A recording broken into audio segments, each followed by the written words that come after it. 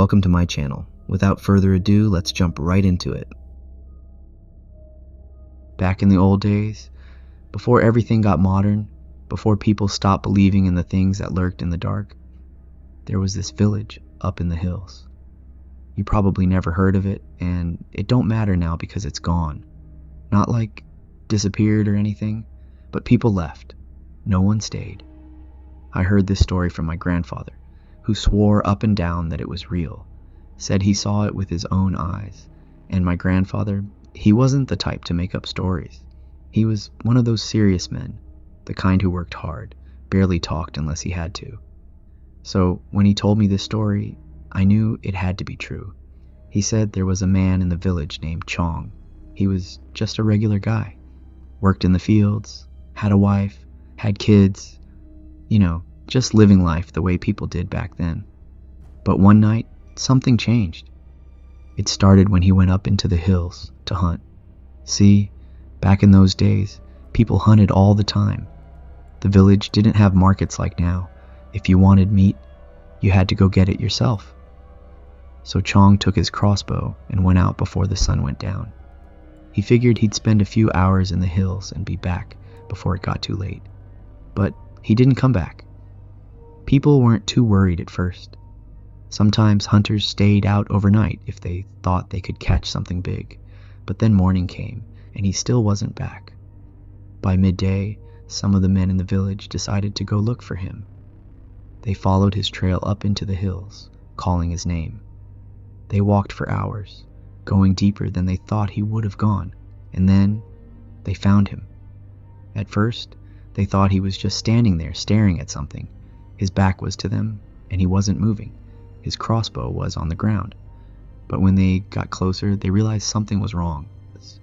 His clothes were torn, like he had been running through the trees. His hands were covered in dirt, like he had been clawing at the ground. And when they finally got close enough to see his face, they saw that his eyes were gone.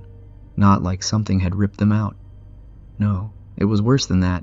It was like they had just sunk into his head, like his face had swallowed them up. The skin where his eyes should have been was smooth, like he had never had eyes at all. And the worst part? He was still alive. His mouth was moving, like he was trying to say something, but no sound came out. Just a dry, raspy whisper. His lips cracked, and his throat bulged like he was choking on words that wouldn't come out. The men didn't know what to do. They grabbed him, shook him, called his name, but he didn't respond. He just stood there whispering, whispering, whispering. Then one of the men looked past Chong, looked at the ground behind him, and that's when they saw it. A footprint, but it wasn't human. It was long and thin, with claw marks digging deep into the dirt. And there weren't just one or two. There were dozens of them circling around where Chong was standing, like something had been walking around him all night. The men didn't wait. They grabbed Chong and dragged him back to the village. He didn't fight them, didn't say a word, just kept moving his lips, whispering to something none of them could hear. They took him to the shaman, and the moment the shaman saw him, he turned very serious, said that Chong had seen something he wasn't supposed to see, said that he had spoken to something he wasn't supposed to talk to. But he ain't saying nothing, one of the men argued. That night, the whole village stayed awake. No one slept. People locked their doors, covered their windows, burned incense. They knew something was coming, and sure enough, just past midnight, they heard it. A whisper. Not loud, not angry, just a whisper, floating through the village like wind through the trees. It didn't come from one direction. It came from everywhere, from the rooftops, from the ground, from the empty spaces between houses. And worse, it wasn't just one voice, it was many, and they were all whispering the same thing. "Where is he?" The villagers didn't answer, didn't dare make a sound. Then, boom! A door flew open. Someone screamed. It was Chong's house. His wife said he had been lying down, not moving, not speaking. But when she went to check on him, he was gone. Just gone.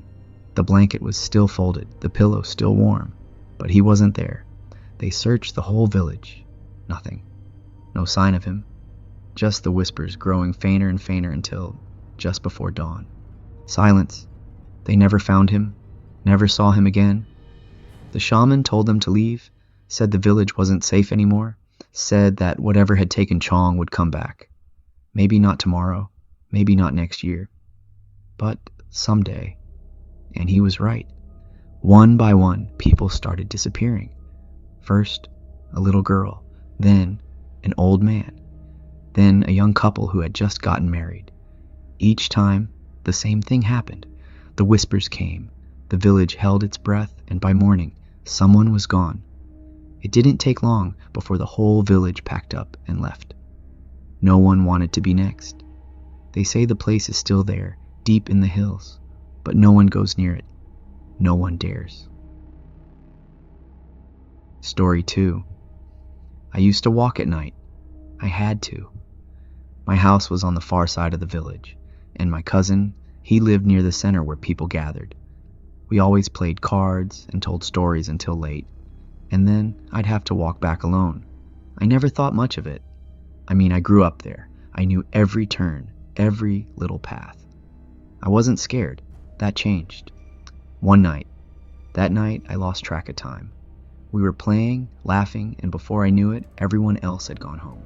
My cousin told me to just sleep over, but his house was small, and I liked my own bed. So I waved him off and started walking. The air was thick that night, like it had weight.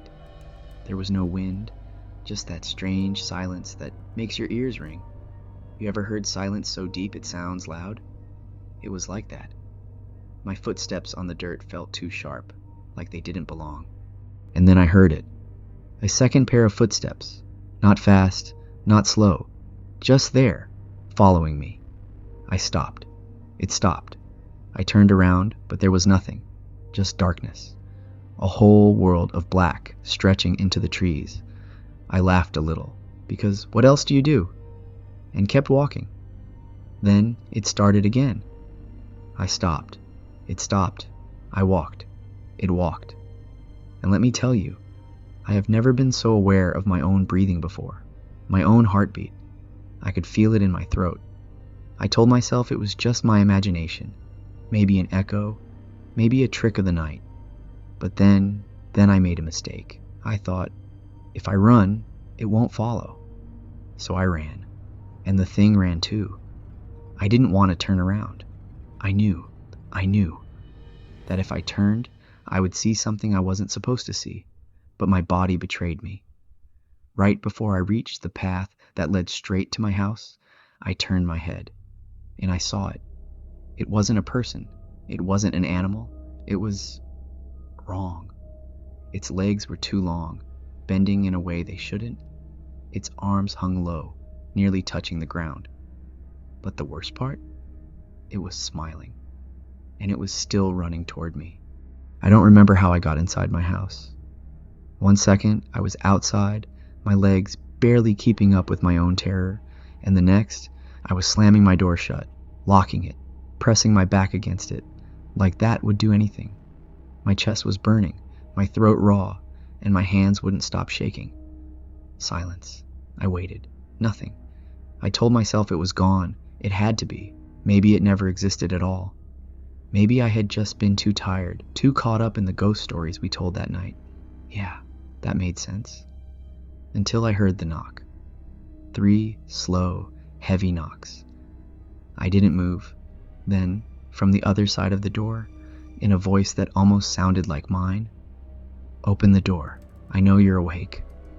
I nearly pissed myself. I stayed there all night, listening.